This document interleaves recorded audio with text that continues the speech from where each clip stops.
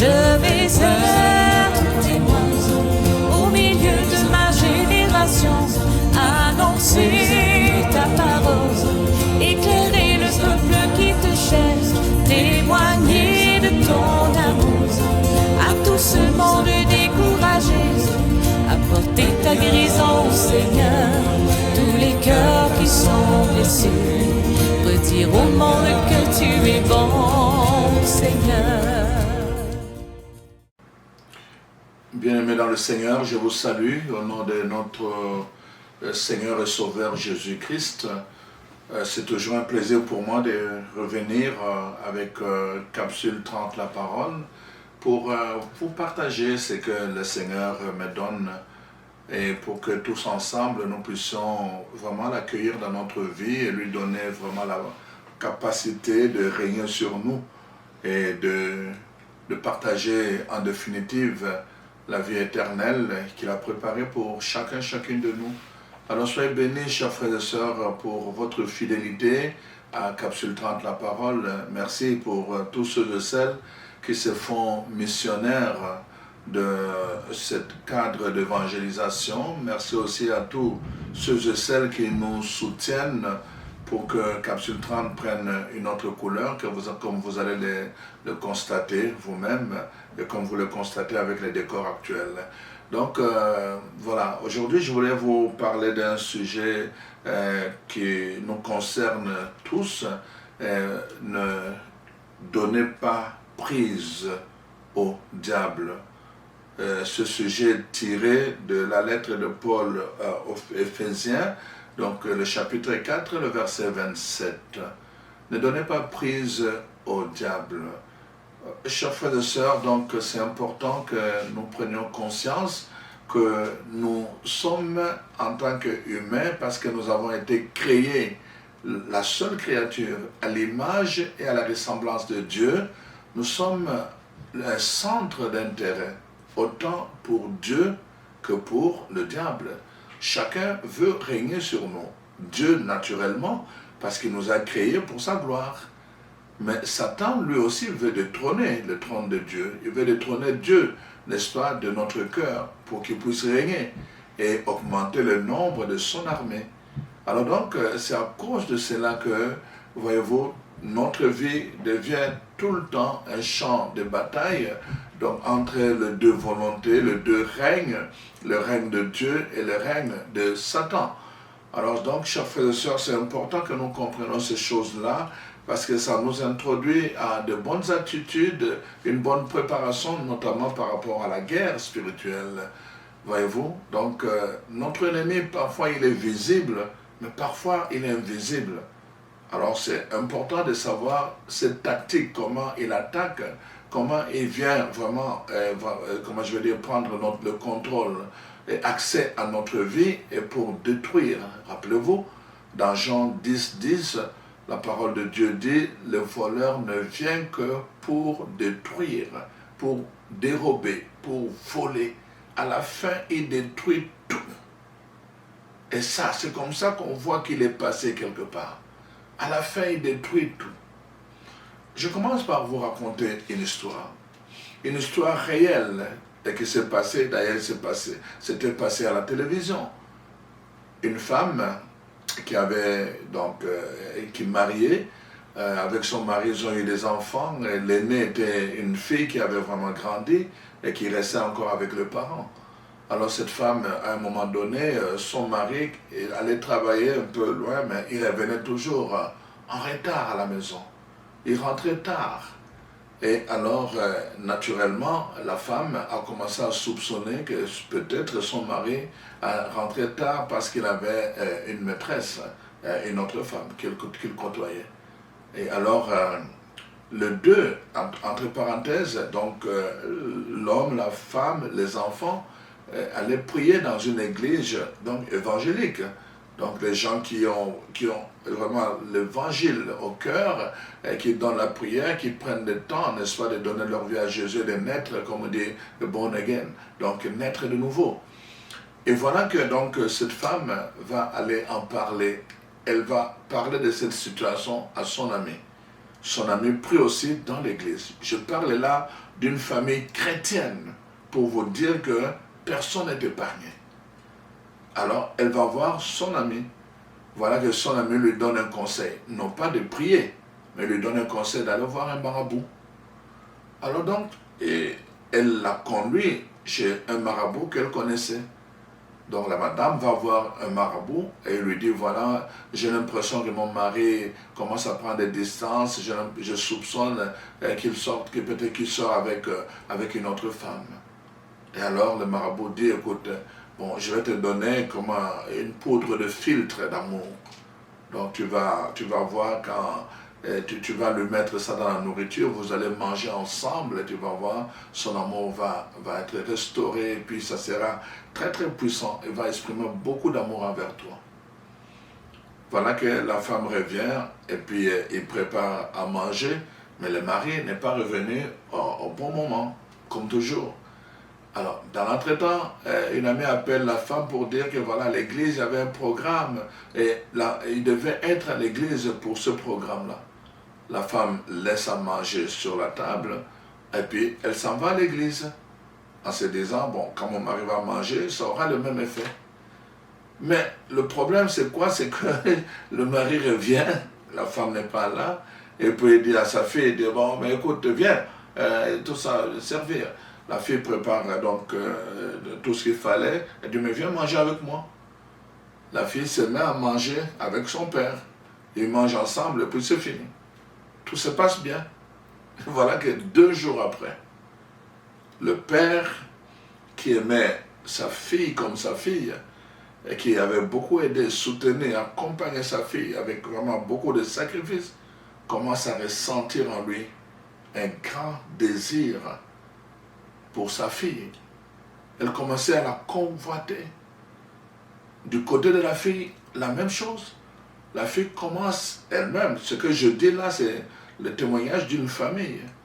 Donc voilà. Donc c'est elle-même, la fille, commence à ressentir un amour très très puissant envers son père. Elle dit d'ailleurs dans son témoignage qu'à un moment donné, je voulais que mon père chasse ma mère et que je prenne sa place. Elle voulait détrôner sa propre mère pour prendre la place de sa mère. Et donc, pendant 6 mois, ils ont eu des relations, ils ont couché ensemble. Donc, le père et la fille, avec un attrait très très puissant. Mais les deux ne savaient pas qu'en fait, ils étaient sous l'emprise d'une puissance. Pour eux, ils pensaient que c'était un coup de foudre qui était naturel, mais en même temps aussi non permise. Alors donc voilà, c'est comme ça qu'ils le faisaient en catimini. Et à la fin, voilà que finalement, après 6 mois, la fille n'en pouvait plus. Et il y avait un problème de conscience. Ils allaient à l'église, le message qu'ils recevaient venait la tourmenter. Et il a essayé de demander de l'aide par-ci, par-là, sans nécessairement dire que la situation la concernait, mais elle n'a pas eu l'aide. Et c'est alors qu'elle est allée dans ce cadre-là où on témoigne. En fait, il y a des gens qui prient une église, toute une église, on invite le pasteur avec quelques membres de l'intercession pour écouter ce genre de situation et donner des conseils et accompagner par la prière. Donc c'est à travers ce témoignage d'ailleurs que je suis l'histoire que je vous partage maintenant. Donc tout ce que je vous dis, alors voici ce qui se passe maintenant. La fille arrive en premier, les parents ne savent pas que leur fille est sur le plateau. Alors finalement, elle raconte l'histoire que depuis un certain temps, je ne comprends pas, mon père, je l'aimais déjà, il m'aimait beaucoup, mais c'était une relation de père, fils, fille. Mais depuis un certain temps, mon amour avait changé. Je commençais à le désirer comme un homme. Je voulais qu'il soit l'homme de ma vie. Et finalement, c'est comme ça qu'un jour, voilà, les choses se sont présentées. Je sortais de la douche et puis voilà, lui est venu dans ma chambre, je ne sais pas, il est venu frapper pour demander quelque chose, mais j'ai ouvert la chambre comme ça alors que je n'étais pas habillé. Et ce qui devait se faire, c'est fait. Alors, donc maintenant, on fait entrer le parent, la fille demande pardon à sa mère. Elle dit, maman, je te demande pardon. Sa mère lui dit, mais pourquoi tu me demandes pardon? Elle dit, mais non, je te demande pardon, ce que j'ai fait n'était pas bien. Elle dit, mais pourquoi? Qu'est-ce que tu as fait? Ma fille, qu'est-ce que tu as fait? Et là, il dit devant le deux, je couchais avec papa. Son père ne se doutait pas que c'est ça que la fille allait dire. Là, évidemment, le père dit, mais pourquoi tu viens de dire ça ici en public? Tu aurais pu me le dire. Alors donc là, il dit, mais quand tu le faisais, tu ne savais pas. Discussion là, et puis la mère commence à dire, mais abomination, abomination. Et là, finalement, c'est quand on a commencé à poser la question au papa, on dit, mais qu'est-ce qui t'a amené à coucher avec ta fille? Et là, il commence à raconter l'histoire et dit, je ne comprends pas, j'ai toujours aimé ma fille, mais ce jour-là, on a pris le repas ensemble, et puis 2 jours après, j'ai senti vraiment, mes sentiments envers lui avaient changé. Quand il a commencé à raconter cette histoire, la femme s'est rappelée l'affaire de la nourriture, et qu'elle avait mis un produit dedans. Alors là, elle a réalisé que l'amour que l'homme devait exprimer à elle est allé vers la fille. Parce que c'est la fille qui a mangé à sa place. Voyez-vous? Alors là, c'est la femme qui s'est mise finalement à genoux pour demander pardon. Mais c'était la débandade. La débandade. L'homme dit, tu vois, donc c'est à cause de toi que je couche avec ma fille. C'est fini. À partir de ce sache que c'est fini. Tu ne rentres même plus à la maison. C'était la débandade. Qu'est-ce que je suis en train de vous dire? Il entre quand il y a une porte. Quand il y a une porte qui lui est ouverte. Mais quand il entre, il vole, il détourne, il dérobe, et à la fin, il détruit. Quand il a détruit, paf, c'est fini, il va chercher ailleurs. C'est important, ne donnez pas prise au diable. Satan est un esprit angélique. Donc, il n'est pas omniscient. Il n'est pas partout. Il est attiré. Il est attiré. Alors donc, première chose que nous allons voir dans la parole de Dieu, dans le livre de Genèse, au chapitre 4, le commencement. Le livre de Genèse, c'est un livre qui nous rappelle notre identité. C'est le commencement des choses. Comment Dieu voit, comment Dieu parle, comment Dieu prévient, justement. Voici ce que Dieu dit à Caïn. Alors voilà. Donc l'Éternel dit à Caïn, je prends cette partie-là, pourquoi es-tu irrité et pourquoi ton visage est abattu?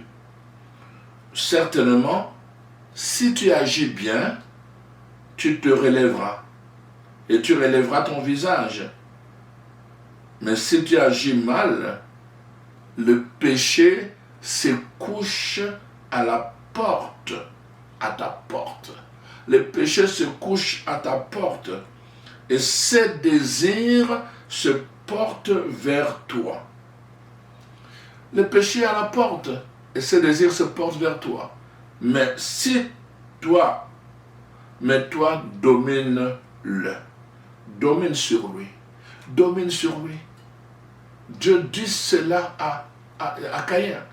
Le péché est à ta porte. En d'autres termes, Satan est à ta porte. Il se couche devant ta porte et ses désirs sont portés vers toi pour te voler, pour te détruire à la fin. Mais toi, domine sur lui.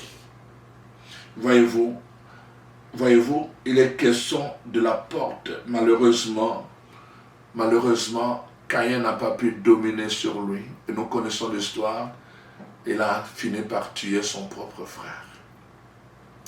Quand nous disons ne donnez pas accès, c'est-à-dire il y a une porte d'entrée. Il y a toujours une porte d'entrée. Satan n'a pas de pouvoir sur la vie d'un enfant de Dieu qui a donné sa vie et qui est né de nouveau. Satan n'a pas de pouvoir tant que cet enfant veille sur la porte. Il veille sur la porte. Le désir, n'est-ce pas? Satan, les démons, ils sont là devant ta porte et leurs désirs sont tournés vers toi. Pourquoi? Parce qu'ils veulent détruire ton élévation. Ils veulent détruire, n'est-ce pas, ton entreprise. Ils veulent détruire ton mariage. Ils veulent détruire, n'est-ce pas, ton bonheur. Ils veulent détruire ta réussite. Ils veulent détruire ta réputation. Ils veulent détruire tout. Il est à la porte. Il est à la porte. Ses désirs sont tournés vers toi pour te détruire, pour te voler. Il va détruire tes relations. Mais toi, domine sur lui. La porte, ne donnez pas accès. Ne donnez pas accès au diable. Voyez-vous? Donc, la parole de Dieu nous attire à cela. Nous allons voir. Donc, je viens de vous dire, de vous montrer un peu comment cette femme, n'est-ce pas, qui priait Dieu, qui allait à l'église, qui aurait pu demander l'aide du ciel dans son combat, n'est-ce pas, dans sa lutte, qui aurait pu demander l'aide de frères et de sœurs pour intercéder avec elle, afin de gagner ce combat, cette bataille, n'est-ce pas? Elle a préféré aller chez un marabout qui est en fait un agent du monde des ténèbres. En allant là-bas, qu'est-ce qu'elle a fait? Elle a ouvert la porte de sa maison, de sa famille au monde des ténèbres.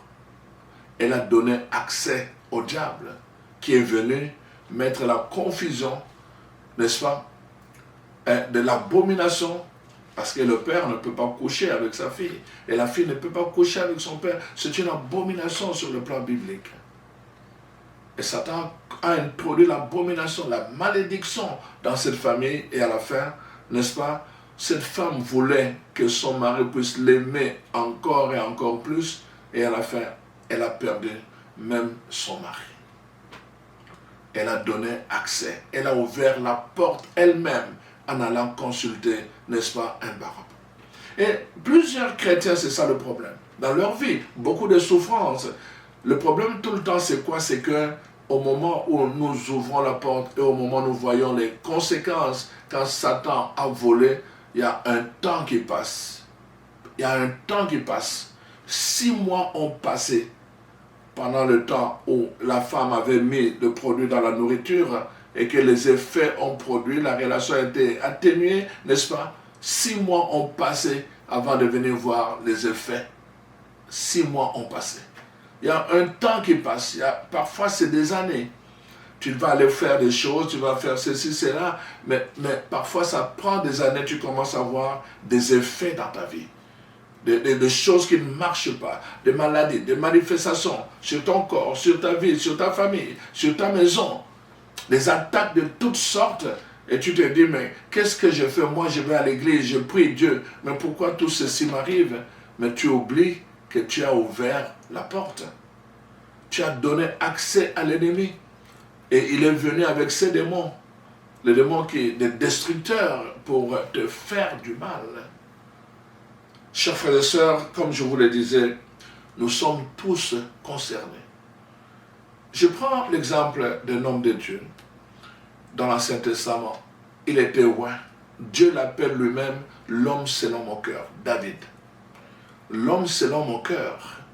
Cet enfant, voyez-vous, Dieu envoie le prophète Samuel pour aller oindre un des fils d'Isaac. Alors voilà qu'il arrive là-bas, les autres enfants passent, non pas lui, mais celui qu'on attendait était berger. On est allé le chercher, n'est-ce pas, dans la brousse. On est allé le chercher dans les champs. Quand il est revenu avec toute la senteur, la sueur et tout le reste, le prophète lui a versé l'onction royale. Il était destiné à devenir roi. Dieu a dit, c'est lui, l'homme selon mon cœur. Et Dieu va l'épargner. Il va lui manifester sa bonté, sa souveraineté. Dans beaucoup de situations où David aurait pu périr, Dieu sera avec lui. Voilà qu'il devient roi. Les autres petits rois des 12 tribus vont venir et ils vont le consacrer en disant règne sur nous. David va connaître la grandeur. Il va connaître vraiment l'honneur. Il va connaître tout cela. La main de Dieu était avec lui. La présence de Dieu était dans Jérusalem. La puissance de Dieu s'est manifestée dans ses combats. Dieu était là. Et l'onction était sur lui. Et voilà que ce jour-là, la parole de Dieu dit dans 2 Samuel, on nous dit donc à partir du le chapitre 11, la parole de Dieu nous dit ceci, donc David, voilà, un soir, verset 2, un soir David se leva de sa couche Et comme il se promenait sur le toit de la maison royale, il aperçut de là une femme qui se baignait et qui était très belle de figure. David fit demander qui cette femme était, et on lui dit, n'est-ce pas Bathsheba, fille d'Eliam, femme d'Uri, le Héthien. Et David envoya des gens pour la chercher.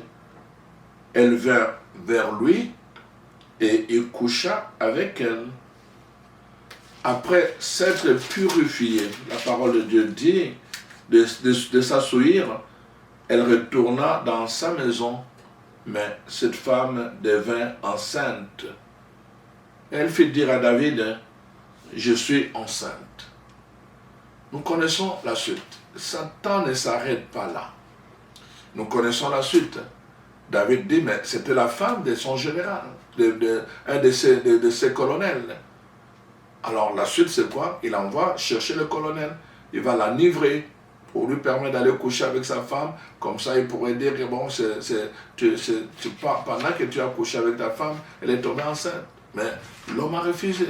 Il dit, nous sommes en guerre. On ne s'est pas permis que pendant le temps de guerre, qu'un soldat couche avec sa femme. Voyez-vous? Alors, David est passé à une autre étape. Et finalement, il a essayé par tous les moyens, ça ne marchait pas. Et à la fin, il a dit, bon, ça va être l'extrême solution. Et finalement, il a envoyé avec une lettre, Uri lui-même, en disant, va donner cette lettre au général. Et finalement, il a apporté la lettre au général. Le général l'a placé à un endroit où il y avait les combats étaient très très durs. Et finalement, il a été touché par la lance et il est décédé. La mort. C'est ça toujours la mort. Quelque chose doit mourir. Un mariage doit mourir. Une entreprise doit mourir. Des relations doivent mourir. N'est-ce pas? Et parfois même, la vie va mourir. Donc, tout est parti du regard. David est resté longtemps à regarder. En restant longtemps à regarder, ça a créé le désir. Donc le désir, évidemment, il a utilisé l'autorité qu'il avait comme roi en envoyant les gens chercher cette femme. Et la femme s'est soumise. Elle avait affaire à un roi. Voyez-vous? Il y a tout le temps une porte. Je suis en train de vous parler de la porte. Ne donnez pas accès. Ça dit qu'il y a une porte. C'est important que nous comprenions ces choses-là, parce que c'est ça qui va nous permettre vraiment de faire attention, parce qu'aujourd'hui, beaucoup de personnes souffrent et se demandent, ils accusent Dieu. Oh, mais comment ça fait longtemps que je suis en train de prier, ma situation ne change pas. Mais nous devons d'abord prendre conscience, où avons-nous ouvert la porte? Quand est-ce que nous avons donné accès au diable pour qu'il vienne prendre possession de notre vie et le contrôler notre vie? Et même jusqu'à détruire nos plans. Voyez-vous, c'est important. Le projet de Dieu, nous dit Jérémie 29, 11, sont des projets de bonheur et de paix, et non pas de projets de malheur. Mais Satan, lui, vient avec un projet de malheur, parce qu'il vient tout le temps détrôner, il vient saper le projet de Dieu, pour que finalement votre vie devienne difficile, amère, jusqu'à ce que parfois même, n'est-ce pas, et il va créer des situations, vous allez douter de Dieu. Vous allez douter de Dieu. Il va créer des situations, vraiment des situations très très sévères, de sorte que vous puissiez douter de Dieu. Donc, c'est important, quand nous disons donner accès au diable, que nous comprenions c'est quoi. Nous avons vu dans la première lecture, n'est-ce pas, dans les livres de Genèse, comment Dieu parle, n'est-ce pas, à Caïn. Et nous voyons maintenant comment David lui-même, le regard simplement, a donné accès. La femme était belle. Rappelez-vous, quand dans le jardin d'Éden, quand Satan est venu tenter Adam et Ève, le fruit était beau à voir et délicieux à manger. Donc, c'est la séduction par le regard. Et c'est ça qui s'est passé avec David. Donc, par la séduction, nous pouvons donner accès au diable sur notre vie. Il peut entrer dans notre vie. Alors donc, c'est important que nous voyons toutes ces choses. Et aussi, certaines choses, parfois, pour certaines choses encore, c'est l'amour des choses du monde. la convoitise, on veut la soif de ceci, hein, on veut avoir de l'argent, l'amour de l'argent. Et tout ça, ça peut amener, n'est-ce pas, Satan à entrer en nous. Parce que nous lui ouvrons la porte. Il voit nos désirs profonds. Il voit nos désirs profonds. Et je vais encore le dire. Voyez-vous, par exemple, nous prenons l'exemple dans le Nouveau Testament maintenant, la situation de Hérode. Vous connaissez l'histoire d'Hérode dans l'évangile de Marc, le chapitre 6, versets 14 à 29. La parole de Dieu nous montre comment, évidemment, pendant longtemps, donc, Hérode aimait entendre Jean-Baptiste quand il prêchait, mais seulement il était contrarié parce que Jean-Baptiste lui disait tout le temps, tu n'as pas le droit de prendre la femme de ton frère comme épouse. Et ça, c'est plus la femme d'Hérode, Hérodiade, qui n'aimait pas. Elle avait une bonne position parce qu'elle était devenue la femme, donc on va dire du roi. Mais là, Jean-Baptiste venait lui dire que tu n'as pas, donc il faut la répudier. Alors, Hérodiade en voulait à Jean à cause de cela. Il en voulait à Jean-Baptiste à cause de cela. Mais alors, on nous dit, elle cherchait une occasion. Comprenez bien cela. Elle cherchait une occasion vraiment pour s'en débarrasser. Mais Hérode également, mais il ne pouvait pas parce que en même temps il aimait l'écouter. Mais Hérodiade n'arrivait pas parce que Hérode aimait écouter Jean-Baptiste. Elle cherchait une occasion. Ce que je suis en train de te dire, mon frère, ma soeur, Satan, dès qu'il t'a ciblé, il va attendre une occasion. C'est pour cela que le thème ne donnait pas accès, n'ouvrait pas la porte. Il va attendre une occasion. Quand tu vas lui donner l'occasion, alors il va prendre la légalité parce qu'il a besoin d'un droit légal pour venir toucher à ta vie. Il a besoin d'entrer légalement dans ta vie. Quand il entre légalement, demandez à tous ceux qui font la délivrance, c'est difficile de chasser un esprit qui est un démon qui est entré légalement parce qu'on l'a invité. C'est difficile de chasser ce genre de démons quand on les a invités dans notre vie, que quelqu'un d'autre vienne et dire je te chasse. Il avait été invité légalement. Faites attention mes frères et sœurs. Aujourd'hui on a beaucoup de difficultés dans les ministères de délivrance à cause de ce genre de choses. Les gens ne se rappellent même plus qu'ils avaient invité l'autre légalement. Alors donc, nous voyons ici, donc dans la situation d'Hérode, c'est ça qui va se passer, n'est-ce pas? Alors donc, voici maintenant, donc il va prendre le temps pour chercher une occasion. Il va chercher une occasion. Il attendra s'il faut attendre, jusqu'à ce que l'occasion lui donnera accès à ta vie, à ton compte de banque, à ton compte de santé, à ton compte de sécurité. Il va lui donner l'accès, une occasion favorable. Alors, voici ce qui est dit dans Marc 6, à partir du verset 14. Le roi Hérode entendu parler de Jésus, dont le nom était devenu célèbre. Alors, il lui dit, Jean-Baptiste est ressuscité des morts, et c'est pour cela qu'il s'est fait par lui des miracles. D'autres disaient, c'est Élie, et d'autres encore disaient, c'est un prophète comme l'un des prophètes. Mais Hérode, apprenant cela, disait, c'est Jean que j'ai décapité. C'est lui qui est ressuscité. Car Hérode lui-même avait fait arrêter Jean et l'avait fait lier en prison à cause d'Hérodiade, femme de Philippe, son frère, parce qu'il l'avait épousée. Et que Jean lui disait, il ne t'est pas permis d'avoir la femme de ton frère. Hérodias était irrité contre Jean et voulait le faire mourir. Il voulait le faire mourir.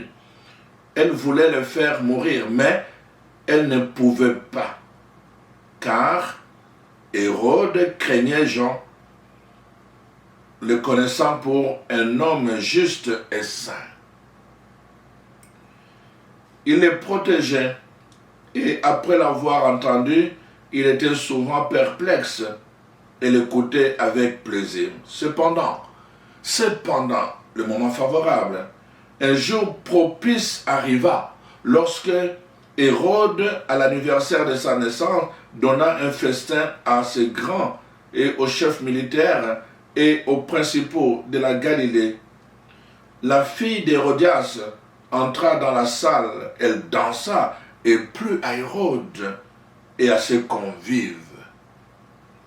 Le roi dit à la jeune fille, « Demande-moi tout ce que tu veux, tout ce que tu voudras, je te le donnerai. » Il ajouta avec serment, « Tout ce que tu me demanderas, fils la moitié de mon royaume, je te le donnerai. » Erreur. Le moment favorable, le moment propice qui a donné accès au diable. Le diable attendait pour faire mourir Jean-Baptiste. C'était un homme juste et saint qui parlait de la vérité. Il fallait le faire éliminer de ce monde. Mais il n'y avait pas d'occasion. Et voilà que Hérode, même s'il craignait Jean, il respectait, il avait du plaisir à l'écouter, a commis une erreur qui a donné accès au diable. Voyez-vous, la fille d'Hérodias est venue danser et devant le convive, il fait un serment. Demande-moi tout ce que tu veux, je te le donnerai. Et qu'est-ce que la fille va faire? La fille va aller demander à sa mère, qu'est-ce que je peux demander au roi? Sa mère lui dit tout de suite là, la tête de Jean-Baptiste. Elle cherchait une occasion. La Bible dit, elle attendait depuis longtemps pour trouver une occasion favorable. Et l'occasion venait de se présenter. Comme Hérode avait fait un serment devant tout le monde, il ne pouvait pas changer d'avis. Il ne pouvait pas changer d'avis. Il a eu l'amertume dans son cœur. Il a eu des regrets dans son cœur. C'était trop tard. Il venait de donner un accès légal à Satan. Et il a ordonné qu'on aille décapiter Jean. On est venu apporter sa tête sur un plat. La fille est allée donner à sa mère et dit, mission accomplie, je serai en paix maintenant.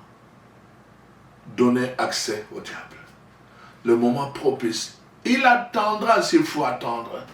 C'est pour cela que la parole de Dieu nous dit d'être persévérant dans la prière.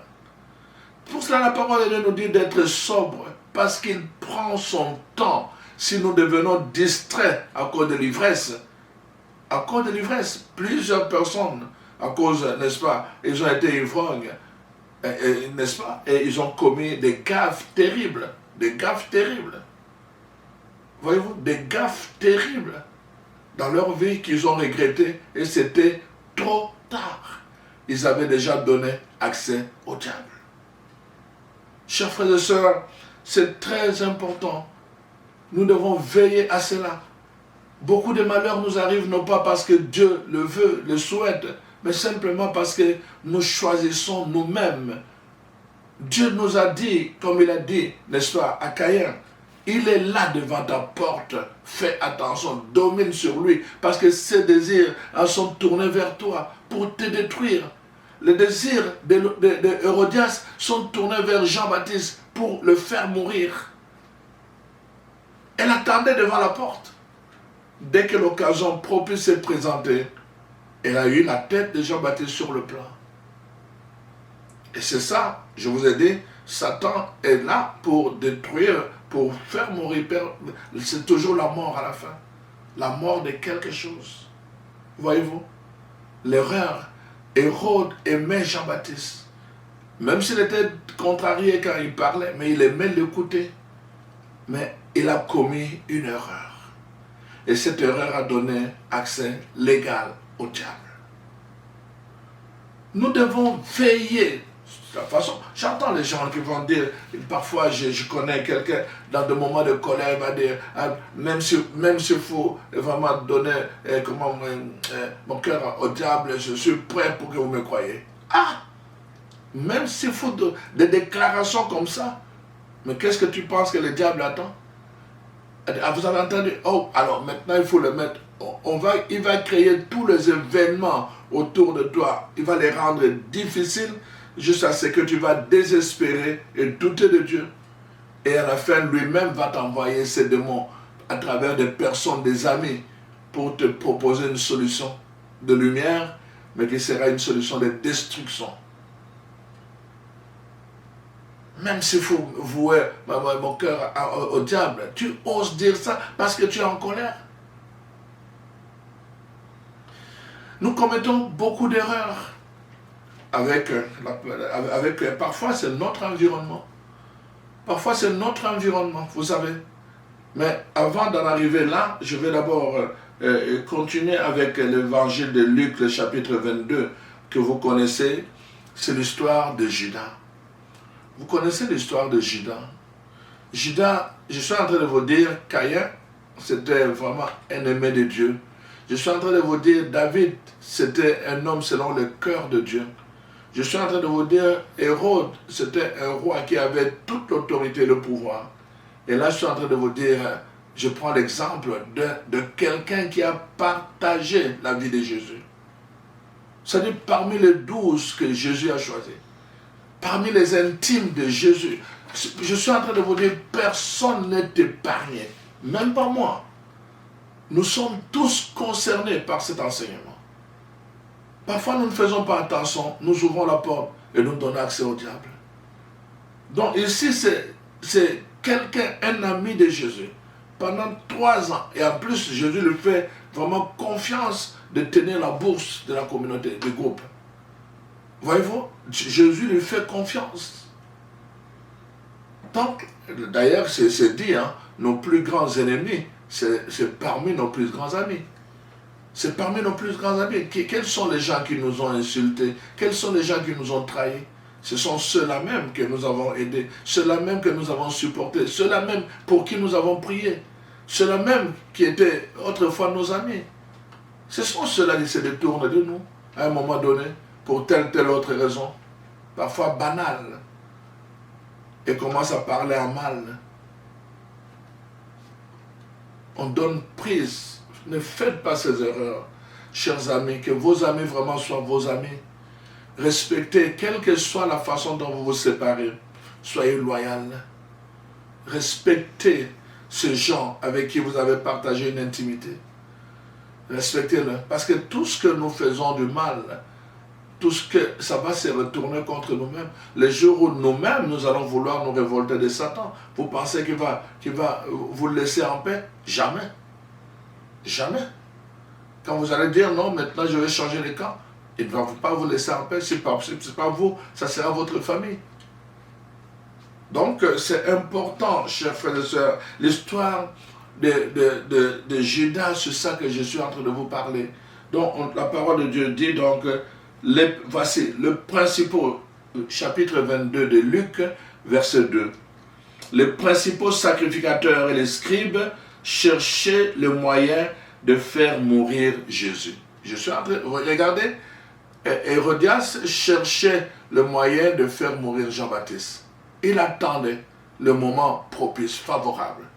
Les principaux sacrificateurs et les scribes cherchaient le moyen de faire mourir Jésus. Ils les dérangeaient. Ils attendaient le moment favorable. Vous devez comprendre ce principe-là.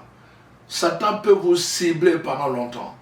Il attendra le moment favorable. Alors, donc, voici, car il craignait le peuple.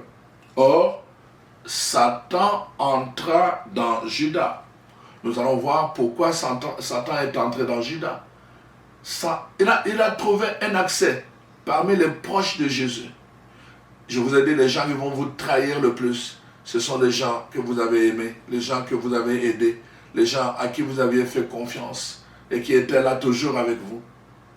Donc, Satan va utiliser ces gens-là autour de vous pour vous détruire. Et c'est ça qu'il va faire. Il est entré dans Judas parce que Judas lui a ouvert la porte. Alors, la parole de Dieu nous dit, surnommé Iscariote, qui était du nombre de 12. Et Judas alla s'entendre avec les principaux sacrificateurs et les chefs de garde sur la manière de leur livrer. Alors ils firent dans la joie. Ils firent dans la joie parce que maintenant il venait de trouver le moment favorable, l'occasion légale pour entrer et détruire la vie de Jésus. Alors, il convient de lui donner de l'argent. Voyez-vous, le problème était là. Le problème de Judas, c'était l'argent. L'amour de l'argent, l'envie de l'argent. Il y a des gens comme ça, vous savez, ils vont vous détruire parce qu'ils vous envient. Ils veulent avoir votre position, ils veulent avoir votre honneur, ils veulent avoir votre charisme, ils veulent avoir votre onction, ils veulent avoir tout de vous. Et ils vont commencer à vous envier. Même parmi les chrétiens, même parmi les gens qui disent qu'ils sont nés de nouveau. Malheureusement, il n'y a rien de nouveau sous le soleil, nous dit la parole de Dieu. Alors donc ces gens-là, voyez-vous, donc Judas, c'est ça qui est arrivé. À cause de l'amour de l'argent, Judas a trahi son maître. À cause de l'amour de l'argent, il a ouvert une porte. À cause de l'amour de l'argent, Judas a ouvert une porte. Il a trahi son maître Jésus. Et à la fin, quand Jésus a commencé à porter la croix, et que finalement le sort était décidé qu'il doit mourir à Golgotha, est-ce que Judas a pu suivre Jésus? Pas du tout. Il est allé avec les pièces d'argent qu'il avait reçues. Il est allé jeter ça au temple en disant non, je ne veux plus à cet homme innocent. On lui a dit c'est trop tard, nous avons déjà signé le contrat. C'est trop tard. Il y a des situations, c'est trop tard. Tu peux venir pleurer, c'est trop tard. Trop tard dans ta vie, c'est ça qui va arriver. Et tu vas courir par-ci, par-là pour chercher la délivrance, c'est trop tard. Satan va aller jusqu'au bout. Et à la fin, qu'est-ce qui est arrivé? Jésus est mort et Judas, il s'est suicidé. Lui-même s'est suicidé. Il n'était plus capable, de supporter cette trahison dans son cœur. Dans la première histoire, et je vous ai raconté de la fille, après 6 mois où elle couchait avec son père, elle n'était plus capable de supporter ce secret dans son cœur. Judas n'était plus capable. Il est allé se suicider. Et c'est comme ça que ça finit quand on donne accès au diable. Parce qu'il vient pour voler, il vient pour détruire, il vient pour égorger. Et ça finit toujours par la mort de quelque chose.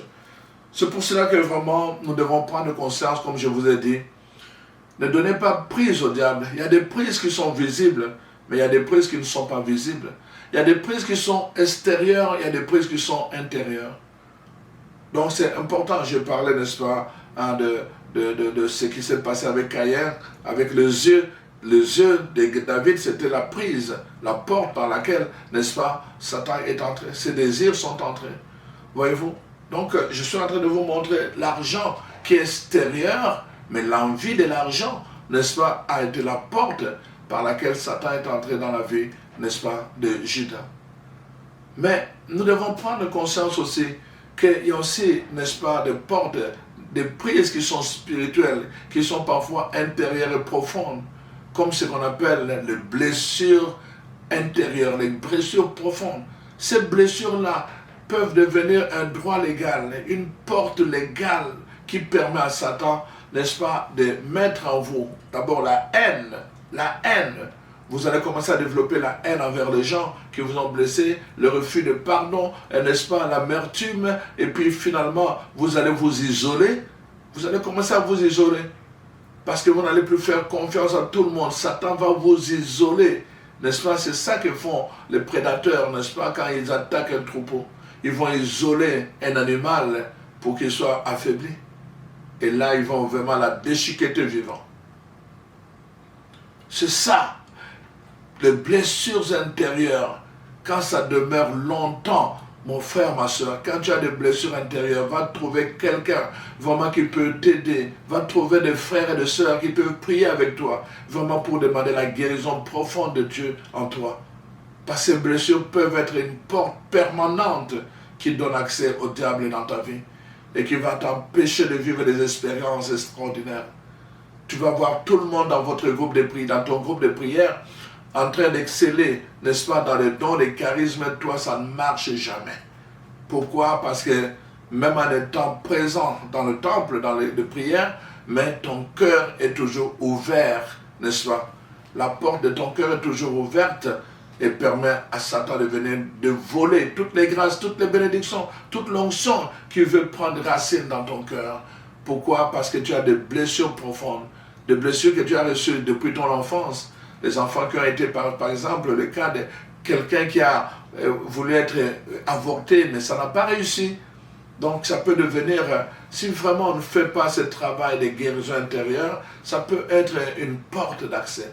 Des enfants qui ont subi beaucoup de souffrances, des enfants orphelins de père ou de mère, mais qui ont été avec une autre mère ou bien un autre père, et parfois qui ont subi beaucoup de souffrances depuis leur enfance. Ça peut être des portes ouvertes, n'est-ce pas, au niveau du cœur, parce que cette blessure-là permet à Satan, n'est-ce pas, il lui donne un droit légal pour venir toucher, affecter votre vie. C'est important, à un moment donné, nous devons apprendre à pardonner. Ça fait partie de notre histoire, mais apprendre à pardonner. Nous devons faire attention avec mes frères et sœurs qui ont subi l'esclavage. Ça a créé beaucoup de blessures intérieures. Et Satan peut utiliser cela pour créer des situations désespérées dans votre vie et vous faire croire que Dieu vous a abandonné. Que le Dieu chrétien, c'est un Dieu, n'est-ce pas, le Dieu de maître, et vous êtes là du côté des esclaves. Nous devons faire attention, les portes ouvertes dont je parle, l'accès, ça peut passer par ces choses-là, parfois on ne voit pas toujours, parce que c'est invisible, mais qui sont cachées au-dedans de nous. Et c'est très très important, toutes ces blessures profondes, nous devons vraiment les soumettre, n'est-ce pas, à la lumière du Christ, à la puissance de l'amour de Dieu. Parce que c'est la seule façon de faire les choses. Voyez-vous, quand j'étais enfant, on était dans un milieu où parfois il y avait beaucoup de punaises. Hein? Vous savez, les punaises des lits, hein? C'est vraiment très très dangereux. Mais alors ça se transmettait des maisons, nos maisons étaient vraiment collées, alors il suffisait qu'une maison ait des punaises pour que vous soyez à risque. Mais souvent, qu'est-ce qui attirait que les punaises changent, viennent vers vous? C'est souvent quand les enfants pissaient dans les lits. Ça, c'était la pire chose à faire. Donc, si on veut éviter les punaises. Malheureusement, on a grandi là-dedans. On pissait dans les lits. Les autres sont venus pisser dans le lit. Et alors, les punaises sont venues chez nous. Alors, mais là, ils se cachaient toujours en dessous des matelas. Le punaise se cache toujours dans la noirceur. La seule façon, n'est-ce pas, quand on les attaquait, on devait nettoyer toute la maison, mais quand on les attaquait, qu'est-ce qu'il fallait faire? Il fallait aller les exposer au soleil. Donc on sortait les lits, les matelas, on les lavait dehors, en plein midi là. Le soleil là, surtout, et chez nous c'est l'Équateur, en plein un soleil là qui brûle la peau. Alors on les exposait là, et on voyait les punaises se fuir, littéralement sortir de leur cachette, parce qu'ils ne voulaient pas être exposés à la lumière, à la chaleur du soleil. Donc tout ce que nous gardons dedans de nous, ça va nous nuire. Les punaises ils se nourrissaient de quoi? De notre sang. D'abord, premièrement, on les logeait gratuitement. Deuxièmement, ils partageaient le même lit que nous. Et troisièmement, ils venaient se nourrir de notre sang. Nous, on devait travailler avec le peu de sang. Ils se nourrissaient de notre sang, mais en même temps, ils infectaient notre sang. Parce qu'on tombait malade après.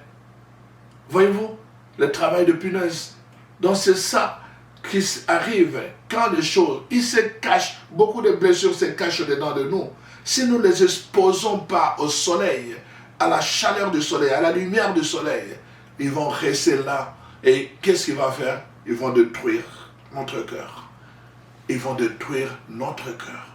C'est pour cela, chers frères et sœurs, je vous donne tous ces exemples parce que c'est très très important que nous puissions comprendre cela. Donc, voilà pourquoi dans 1 Pierre chapitre 5 verset 8, la parole de Dieu dit: soyez sobres, veillez. Votre adversaire, n'est-ce pas, le diable rôde comme un lion rugissant, cherchant qui dévorer. Un lion rugissant, c'est-à-dire il a faim. Il a faim. Quand un lion a attrapé une proie, va lui arracher la proie. Il faut être vraiment David, qui était capable d'aller arracher la proie dans la gueule du lion. C'est pas facile. Quand il a attrapé sa proie, il est là jusqu'à ce qu'il va l'égorger. Donc, la parole de Dieu nous dit, il vient comme un lion rugissant. Il cherche qui dévorer. Donc, c'est pour cela qu'il nous dit, veillez. Nous devons veiller à ce que notre porte soit toujours bien entretenue, bien fermée, et que vraiment, nous ne puissions pas ouvrir notre porte à l'ennemi à travers des attitudes, n'est-ce pas? La parole de Dieu parle aussi de la colère. D'ailleurs, dans Ephésiens 4, à partir du verset 26, il dit que le soleil ne se couche pas sur votre colère. En d'autres termes, tout le monde peut tomber en colère. Ça peut arriver. Mais il ne faut pas garder cette colère dans ton cœur toute la journée. Ne garde pas la colère dans ton cœur une semaine. Ne garde pas la colère, ça va changer. Cette colère va devenir une haine et ça peut amener à d'autres péchés. Tu vas d'abord avoir la colère en toi, tu vas commencer à faire la médisance, tu vas mal parler, tu vas commencer à souhaiter du mal. Et tout ce qui a de mal va commencer à jaillir. Que chaque fois qu'on parlera de cette personne-là, toi tu vas parler en mal. La colère est dangereuse. Plusieurs personnes, il y a des gens qui ont tué à cause de la colère. Ils ont posé, peut-être intentionnellement, ils ne voulaient pas, mais il va poser un geste violent. Et à la fin, la personne meurt. Et quand il revient à lui-même, il commence à regretter. À cause de la colère, j'ai commis tel gaffe. Il y a des gens qui ont pris des mauvaises décisions dans leur vie à cause de la colère. Et ils l'ont regretté après. Et ils cherchaient maintenant le moyen pour revenir à la raison. C'était trop tard. La colère ne doit pas faire bon ménage chez toi. La Bible dit, faites attention que le soleil ne se couche pas sur votre colère. Quand vous avez la colère, trouvez une façon de vous dégager de cela. Trouvez une façon, ne gardez pas ces choses-là. Ça va agir comme des punaises. Ça va être logé dans votre cœur. Vous allez loger ça gratuitement, mais à la fin, ça va vous ruiner. Donc, voilà pourquoi la parole de Dieu nous met en garde. Donc, les choses qui donnent accès à l'ennemi, nous devons les soumettre, n'est-ce pas, à la lumière. Veillez chaque jour. Ne donnez pas une ouverture à l'adversaire. C'est très très important. Donc, par une vie de prière et de discipline, les deux ensemble. Pas seulement la prière, mais vous devez avoir aussi la discipline. La discipline dans vos paroles. Tout ce que vous dites, soyez disciplinés. Quand vous sentez que vous n'êtes pas bien disposé à l'intérieur de vous-même, il vaut mieux garder silence que de parler. On appelle ça parfois des paroles mortes. Il y a des gens qui ont mal parlé d'eux-mêmes. Il y a des gens qui ont mal parlé sur leur propre avenir. Il y a des gens qui ont mal parlé sur leurs enfants. Ah, cet imbécile-là, il ne vaut rien à cause de la colère. Il vaut mieux garder silence. Veiller dans la prière et la discipline. La première discipline concerne notre bouche. Et la deuxième discipline concerne nos sentiments. C'est très important. La prière et la discipline, mon frère, ma soeur, qui va te permettre, n'est-ce pas, de garder, de faire attention, tout ça. Alors donc, quand tu as des blessures intérieures, prends le temps de les offrir à Dieu pour que Dieu puisse s'en occuper. Et je pense que c'est la meilleure façon de faire. Ne pas donner accès, n'est-ce pas, au diable. Vous devez tourner votre vie à la lumière, comme je l'ai dit avec le punaise. Sortez du milieu, de l'environnement qui permet aux punaises, n'est-ce pas, de fonctionner, de se ravitailler. Il y a un environnement, d'ailleurs, la parole de Dieu dit, n'est-ce pas, que faites attention à votre environnement. Faites attention à votre environnement. Il y a un environnement qui peut, n'est-ce pas, vous faire du mal. Nous avons le devoir de démasquer les ruses de l'ennemi. Nous devons démasquer les ruses de l'ennemi. L'ennemi, parce qu'il nous empêche par ses ruses, n'est-ce pas, à accéder à ce que Dieu a préparé pour nous, à notre héritage. Alors donc, notre environnement immédiat est très très important parce qu'il peut être propice, n'est-ce pas, à donner accès au diable. Quand je fréquente, la Bible dit, celui qui fréquente les sages devient sage. Celui qui fréquente les idiots devient idiot. Celui qui fréquente le voleur devient voleur à la fin. Celui qui fréquente le menteur devient menteur à la fin. Celui qui fréquente, n'est-ce pas, les gens qui font le mal, il finit lui-même par faire du mal. Nous devons faire attention à nos fréquentations. Qui sont nos amis? Qui sont nos amis? Qui sont les amis de nos enfants? Qui sont les amis de notre mari, de notre épouse? Qui sont ces amis-là? C'est très important notre environnement immédiat parce que nous ne pouvons pas vaincre ni chasser, n'est-ce pas, la puissance du mal, donc en maintenant évidemment une vie aux mauvaises habitudes. Nous avons besoin de toucher à nos habitudes, nous avons besoin de veiller à notre environnement immédiat. Quand il est propre, nous serons en santé. Si tu mets un poisson, n'est-ce pas, qui est dans un endroit qui est malsain, ce qu'il faut faire, ce n'est pas juste de le changer d'endroit, mais il faut le changer dans un endroit qui est sain. C'est l'eau qu'il faut changer. Ce n'est pas le poisson, c'est l'eau qu'il faut changer.